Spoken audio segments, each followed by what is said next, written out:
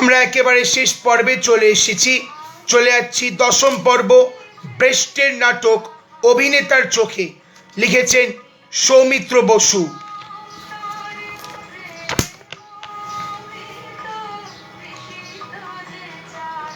Andrea, দুর্ভাগা সেই দেশ, যে দেশ বীর প্রসবিনী নয়। দুর্ভাগা সেই দেশ, যে দেশে শুধু বীরেরই প্রয়োজন হয়। ব্রেস্টের অভিনয় রীতি নিয়ে বিবিধ তত্ত্বের কথা আমি বলবো না। এই নিয়ে পণ্ডিতরা নানাবিধ তর্ক বিতর্ক করে থাকেন। আমার তত বিদ্যে নেই, আর এই সংখ্যায় বড় বড় মাথারা সব তাই নিয়ে লিখবেন। আমাকে সম্পাদক বলেছেন আমার অভিনয় করা এবং দেখা ব্রেস্ট প্রযোজনা নিয়ে দু চারটে কথা লিখতে। এই প্রস্তাবে আমার মন সায় দেয়নি। তার দুটি কারণ: প্রথম, যেসব অনেক দিন আগে দেখা, এতদিন পরে লিখতে গিয়ে কি ভুল করে ফেলবো তার কোনো ঠিক নেই। আর দুই, অভিনয়ের কথা ঠিক লিখতে গিয়ে কি ভুল করে ফেলবো তার কোনো ঠিক নেই। আর দুই, অভিনয়ের কথা ঠিক বুঝিয়ে বলা যায় না, অক্ষরের উপর ভর করে তো যাই না। তার চেয়ে বরং অভিনেতা বা থিয়েটারের রান্নাঘরের মানুষ হিসেবে একটা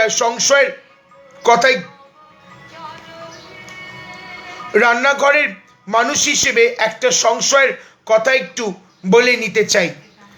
এই যে ব্রেস্টের তত্ত্ব ভারফ্রেমডাং, যার ইংরেজি করতে গিয়ে ব্যবহার করা হচ্ছে ডিস্টেন্সিং অথবা এলিয়েনেশন ধরনের কিছু শব্দ। অভিনেতার দিক থেকে তার মোদ্দা ব্যাপারটা কি?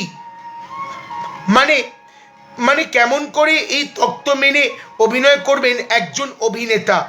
তিনি কি সংলাপগুলো কেবলমাত্র আবেগহীনভাবে বলে যাবেন, খানিকটা খবর পড়ার মতো? দর্শকের কি তা ভালো লাগবে?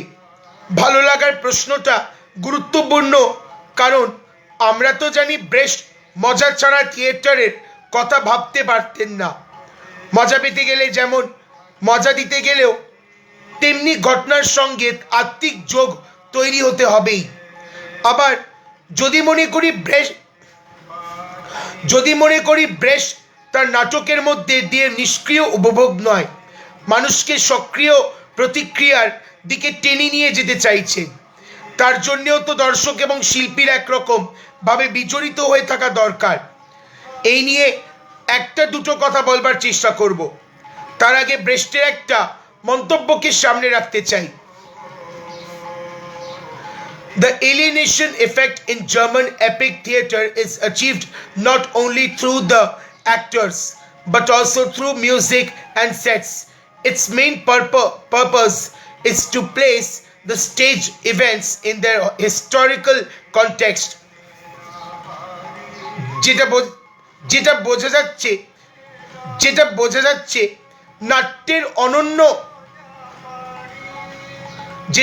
যাচ্ছে নাট্যের অনন্য উপাদানগুলো দিয়ে কেমন করে এই দূরত্বের অনুষঙ্গ আনা যায়। ব্রেস্ট তার উপরেই জোর দিচ্ছেন বেশি। নাটকের মধ্যে নানা রকম উপদ্রব ঢুকিয়ে দিচ্ছেন, কাহিনীর মায়াকে ভেঙে দেবার নানা উপকরণ, যাতে দর্শকের এবং সেই সঙ্গে নিশ্চয়ই অভিনেতার নিবিষ্টতা ভেঙে যায় অথবা আদৌ তৈরি হতে না পারে। ঐতিহাসিক দিক থেকে এর একটা কারণ ছিল। ব্রেস্ট যখন তার এপিক থিয়েটারকে প্রতিষ্ঠিত করতে চাইছেন, তখন মেলোড্রামা, বাস্তববাদ বা প্রকৃতিবাদী নাট্যের মূল অবলম্বন ছিল। দর্শক যাতে মনে করতে পারেন মঞ্চে যা দেখানো হচ্ছে সেটাই সত্যি। প্রথম বিশ্বযুদ্ধের মধ্যে সরাসরি জড়িয়ে থাকা ব্রেস্ট তাকে যথেষ্ট বলে মনে করেননি। তার মনে হয়েছিল মানুষ যদি নাটকের মধ্যে বলা ঘটনা বা চরিত্রদের মধ্যেই ঘুরপাক খায়, তাহলে তো সে তার চারপাশের সত্যকে ভুলে গিয়ে সেই বানানো আখ্যানের জগৎকেই সত্য মনে করবে। 20-এর দশকে ব্রেস্ট এই বানানো জগতের বিপরীতে এপিক থিয়েটারের তত্ত্বকে নিয়ে আসতে চাইলেন। প্রসঙ্গত এই বিশেষ দশকেই শিল্প সাহিত্যের সর্বস্তরে পরিবর্তন দেখা দিচ্ছে, সাহিত্যে, ছবিতে। জার্মান এক্সপ্রেশনিস্ট নাটক লেখা হচ্ছে, লিখছেন আর্নস্ট টোলার বা জর্জ কাইজার, যেখানে বাস্তবের বা সম্ভাব্যতার দাবিকে ভেঙে দেওয়া হচ্ছে গভীরতর সত্য প্রকাশের তাগিদে। বাংলায় অন্তত রবীন্দ্রনাথের নাটকে তার ছাপ এসে পড়ছে। রক্তকরবী লিখছেন তিনি, বাস্তব বুদ্ধি দিয়ে যাকে সম্ভাব্যতা বলি, তা যে প্রথম বিশ্বযুদ্ধ পরবর্তী জীবনকে ধরতে পারবে না, তা তখন বোঝা হয়ে গেছে। ব্রেস্টকে এই প্রবণতার দিক থেকে বিচার করাই উচিত। মঞ্চমায়াকে আবহ, মঞ্চ স্থাপত্য ইত্যাদি দিয়ে ভেঙে দেওয়া সহজ, বাস্তবের মাঝখানে আচমকা এসে পড়ে তারা দর্শকের মনোনিবেশকে নাড়াঘাটা করে দিতে পারে। কিন্তু অভিনেতার পক্ষে চরিত্রের মধ্যে না ঢুকে কেবলমাত্র বিবরণকারী হয়ে থাকা খুব মুশকিল বলেই মনে হয়। সে কি নিষ্প্রিয় হয়ে থাকবে? তাহলে তো আর সেটা অভিনয় হলো না। আবার সে যদি সম্পূর্ণত চরিত্রকে সত্য করে তোলে, আমার বেশ বোঝার বুদ্ধিতে সে কেবল চরিত্রকেই ফুটিয়ে তুলছে, তার সমাজ প্রেক্ষিতকে বাদ দিয়ে। ওপর পড়া থেকে জানতে পারছি ব্রেশ তার অভিনেতার কাছ থেকে যা দাবি করছেন, তা মোটামুটি এই অভিনেতা খানিকটা রোবটের মতো বা স্বপ্নাচ্ছন্নের মতো মঞ্চে চলাফেরা করবেন। তার কণ্ঠস্বর এবং হাঁটা চলার মধ্যে যেন কোনো সাযুজ্য না থাকে। সংলাপ বলবেন এমনভাবে যেন নিজের নয়, অন্য লোকের কথা উদ্ধৃত করছেন। সংলাপের বাইরে মঞ্চ নির্দেশও শুনিয়ে দেবেন দর্শককে। সহ অভিনেতার থেকে শারীরিক বা মানসিক দূরত্ব বজায় রাখবেন, দর্শকের সঙ্গে কথা বলবেন ইত্যাদি।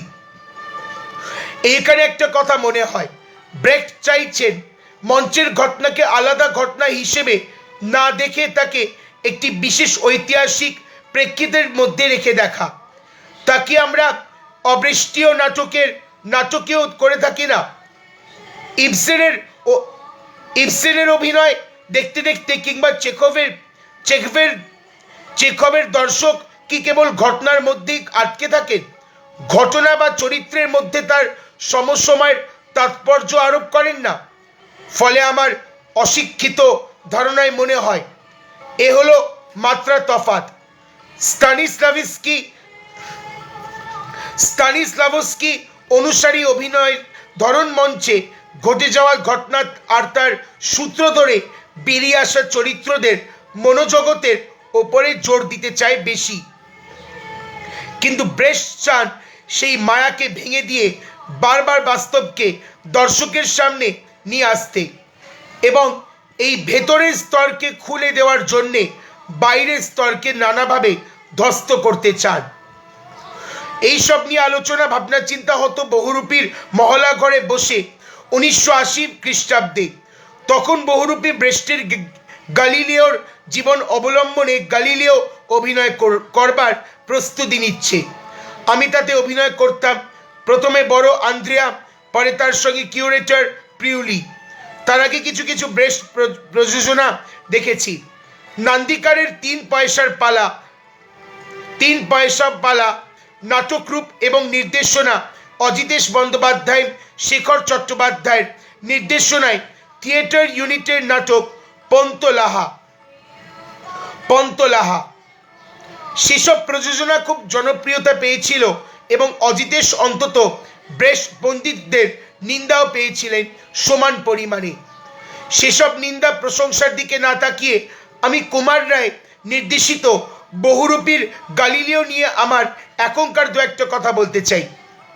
সত্যি বলতে কি, গালিলিও নিয়ে দলে অনেকটা আলোচনা হয়েছিল, কিন্তু সেই বয়সে সেসব যে খুব মাথার মধ্যে ঢুকতে পেরেছিল এমনটা নয়। এর আগে ওই কুমার রায়ের নির্দেশনাতেই আমরা করেছিলাম মৃচ্ছকটিক। সেই নাটক এবং প্রযোজনার ধরন বরং আমাদের অনেকটা তাক লাগিয়ে দিয়েছিল এবং পরে আগুনের পাখিকেও খুব অন্যরকম প্রযোজনা বলে মনে হয়েছিল, এখনো হয়। পেছন ফিরে তাকিয়ে মনে হচ্ছে এই গালিলিও বাদ দিলে এই দুটো নাটকে গল্পকথনের সাধারণ নিয়মকে ভেঙে দেওয়া হচ্ছিল। সেই পদ্ধতিতে বার করে আনা হচ্ছিল ভেতরের সত্য, যে সত্য শূদ্রক এবং আনুইয়ের মূল পাঠের মধ্যেও আছে। রাজদর্শনও ছিল প্রাথমিকভাবে রগরের নাটক। চরিত্রের গভীরে ঢুকে যাওয়ার অবকাশ সেখানে ছিল না। বরং এখন মনে হয় গালিলিও নাটকে কুমার রায় এবং তার অভিনেত্রীবর্গ, তাদের মধ্যে নিশ্চয় আমিও আছি, মঞ্চে বাস্তবতার বিভ্রম তৈরির দিকে মন দিয়েছিলেন বেশি। তার একটা কারণের কথা মনে হয়, মৃচ্ছকটিক বা আগুনের পাখির তুলনায়, এবং আমি গালিলের পরের প্রযোজনা রাজদর্শনকেও হিসেবের মধ্যে রাখতে চাইব। অভিনেতার মনকে গ্রাস করার ক্ষমতা গালিলেওর অনেক বেশি। এই চরিত্র সম্পর্কে ব্রেস্টের মন্তব্য হলো, Nowadays, anyone who wishes to combat lies and ignorance and to write the truth must overcome at least 5 difficulties. He must have the courage to write the truth when truth is everywhere opposed. The keenness to recognize it, although it is everywhere concealed. The skill to manipulate it as a weapon. The judgment to select those in whose hands it will be effective, and the running to spread the truth among such persons. এহেন চরিত্রের যে বিশালতার, তা যে কোনো অভিনেতাকে পেরে ফেলতে বাধ্য। তাকে চরিত্রের মধ্যে ডুবে যাওয়ার জন্যে প্রলুব্ধ সে করবেই। আমরা যারা ব্রেস্টীয় অভিনয় রীতি ইত্যাদি নিয়ে আলাদা করে চর্চা করিনি, গালিলেও অভিনয়ের সময় আমাদের বোধহয় তাই হয়েছিল। কিন্তু সমস্যা হচ্ছে, চরিত্রের এই বিশালতাকে ব্রেস্টের অভিনেতা কিভাবে দেখবেন এবং তার চেয়েও বড় কথা কিভাবে প্রকাশ করবেন। আমি মঞ্চে 3 জন গালিলেওকে দেখেছি, অমর গাঙ্গুলি এবং কুমার রায়কে দেখেছি সহ অভিনেতা হিসেবে। শম্ভু মিত্রকে দর্শক হিসেবে তাদের কাউকেই আমার ব্রেস্টের দাবি মতে নৈবেত্তিক বলে মনে হয়নি। কেউ কেউ, যেমন অমর গাঙ্গুলি অথবা আংশিকভাবে কুমার রায়, একটু বেশি আবেগময় অভিনয় করতেন। শম্ভু মিত্রকে তুলনায় হয়তো একটু বেশি স্বাভাবিক মনে হতো। শুনেছি শম্ভু মিত্র নির্দেশক ফ্রিটস বেনেভিটসকে পুরোপুরি অনুসরণ করেননি। এদের কেউই প্রচলিত রীতির বাইরে চলে যাচ্ছেন বলে আমি বুঝতে পারিনি, অন্তত সেই বয়সে। এ বাবদে আমার 2টি কথা মনে হয়। এক, প্রযোজনার মধ্যে যদি বারবার নানাভাবে গল্পকে ভেঙে দেওয়ার আয়োজন থাকে, তাহলে খুব তন্নিষ্ঠ অভিনয় করা অভিনেতার পক্ষে সম্ভব না হওয়ার কথা। তার অভিনয়ের মাঝে মাঝেই পোস্টার নিয়ে ঢুকে পড়ছে গান গাইতে গাইতে। চরিত্রের থেকে বেরিয়ে এসে তাকে মাঝে মাঝে দর্শকের সঙ্গে সংলাপ বিনিময় করতে হচ্ছে। এত সব বাধার মধ্যে চরিত্রের গভীরে ডুব মারা কি যায়? এমনিতেই অভিনেতাকে অনেক কিছু মনে রাখতে হয়, সংলাপ, আলো, মঞ্চ, কোথায় কখন যেতে হবে, কিভাবে দাঁড়াতে বা বসতে হবে, এত সব সামলে তার পক্ষে চরিত্রে ডুবে যাওয়া একটা অসম্ভব ব্যাপার। তার সঙ্গে ব্রেস্ট এইগুলোকে যুক্ত করে দিলেন। কিন্তু বাইরে থেকে চাপিয়ে দেওয়া এই সব বাধ্যতার বাইরে ব্রেস্টের নাটকে অভিনয় করতে গেলে নেতাকে কি আলাদা করে কিছু মনে রাখতে হবে? নাটককে যদি সংলাপ প্রধান বলে মনে করি, তবে দেখা যাবে চরিত্রেরা যেসব কথা বলে তা শুধুই অন্য চরিত্রকে অথবা নিজেকে নয়, নাটককার কোনো সংলাপ এমনভাবে বুনে দেয় যাতে অন্য একটা স্তরে সেসব কথার উদ্দিষ্ট হয়ে ওঠে দর্শক, দেশকালের গণ্ডি পার হওয়া চিরায়ত দর্শক। সব বড় মাপের নাটকেই তা থাকে। গালিলিওর প্রসঙ্গে বলি।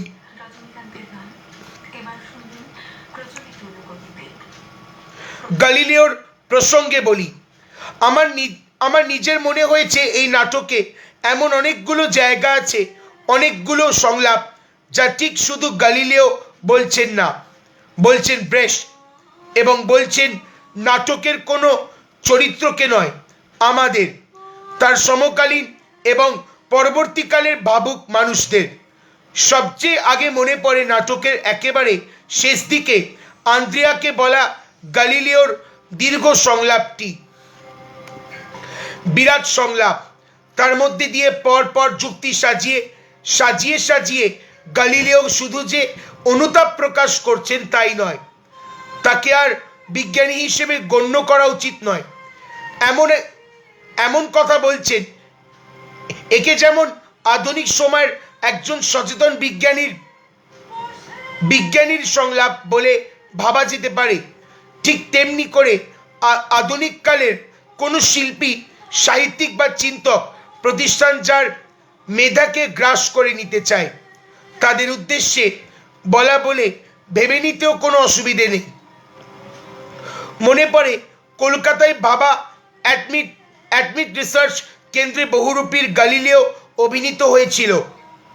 শেষ দৃশ্যে গালিলিও যখন আন্দ্রিয়াকে বলছেন, দেখো মানুষ আজ আকাশের গ্রহ নক্ষত্রের সন্ধান পেয়ে গেছে, কিন্তু তার আপন প্রভুর গতিবিধির সংবাদ তার আজও অজানা রয়ে গেল, তখন সমবেত তরুণ বিজ্ঞানীরা সমস্বরে হই হই করে উঠেছিলেন।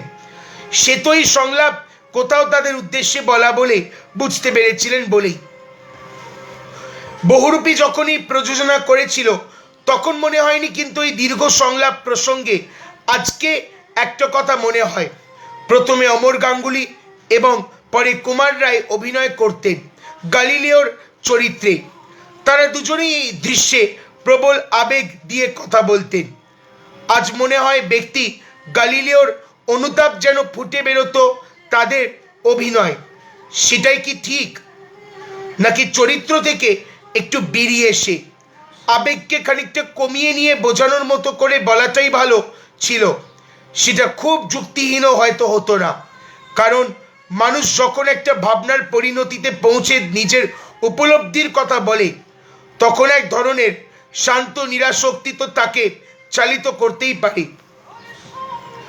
এই রকম বেশ কিছু সংলাপ আছে গালিলিও নাটকে, যারা চরিত্রের হয়েও চরিত্রের মধ্যে আটকে থাকে না। মনে পড়ছে গালিলিওর আরেকটি সংলাপ, নিজের মতামতের জন্যে চার্চের কাছে ক্ষমা প্রার্থনার পরে যখন আন্দ্রিয়া তাকে বলে, দুর্ভাগা সেই দেশ যে দেশ বীর প্রসবিনী নয়। তার উত্তরে গালিলিওর বিখ্যাত কথা, দুর্ভাগা সেই দেশ যে দেশে শুধু বীরেরই প্রয়োজন হয়। শান্ত নৈর্ব্যক্তিক কণ্ঠে বললে তবেই তো এর অভিঘাত তীব্র হয়ে উঠবে, যা শুধু চরিত্রকে চাপিয়ে আবহমানকে স্পর্শ করতে পারে। এমন বহু সংলাপ ছড়িয়ে আছে ব্রেস্টের নাটকে। অভিনেতা যদি নিজেকে আবেগে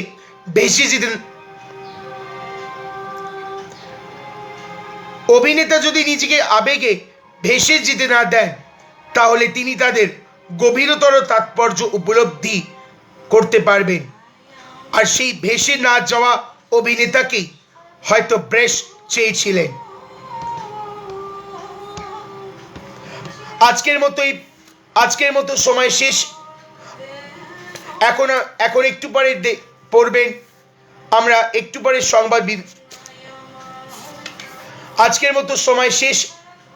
আবার আসবো কৃত্তিবাসের সমরেশ যাত্রা নিয়ে ঠিক সন্ধে 6টায়। নমস্কার।